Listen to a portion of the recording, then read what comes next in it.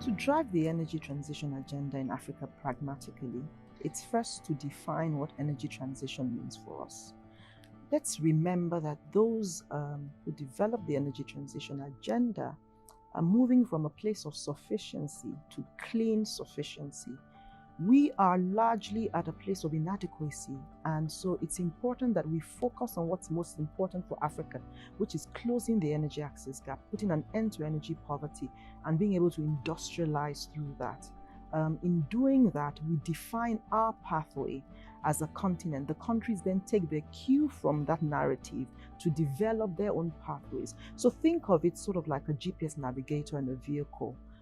Africa is the driver of the vehicle. Africa determines the speed and the destination of the arrival and of the car.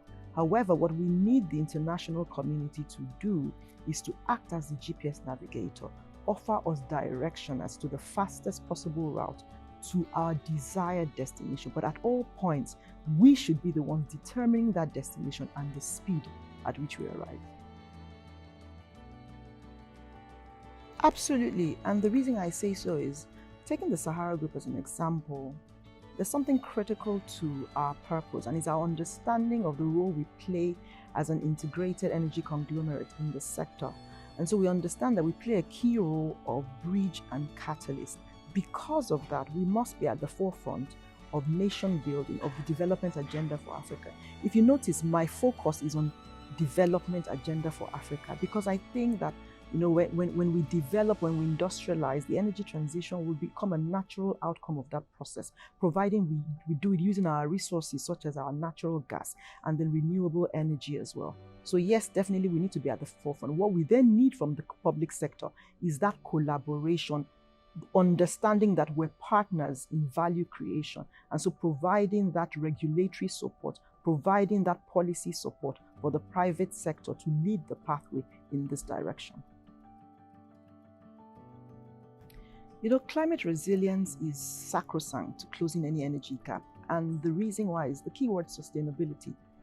Whatever solutions that we're proffering in addressing climate change, in addressing energy poverty, must incorporate technological solutions that address the resilience of those solutions to the changes in climate mitigation and climate adaptation. Take, for instance, quite a number of countries rely on hydropower. And hydropower, even as a clean form of energy, is quite vulnerable to climate change, issues such as drought. And so it's important that in development of technology for clean energy solutions, we're also looking at ways to mitigate the impact of climate change on this source of energy that some countries are heavily reliant on. The green transition being a decade to deliver, I think a key takeaway for us is the understanding that as a continent, we're being asked basically to steep our 2 feet in the river at the same time. And in order to do this, it's very important that we're able to swim against the tide. What do I mean by that? We need to industrialize in Africa. Not only will it help us build climate resilience, it will also help us build resilience to these radical changes that may come from the global stage across the energy landscape. And in doing so, we need to be careful about the extractivist development model that we apply. It's important that we're not losing value along the mineral value chain.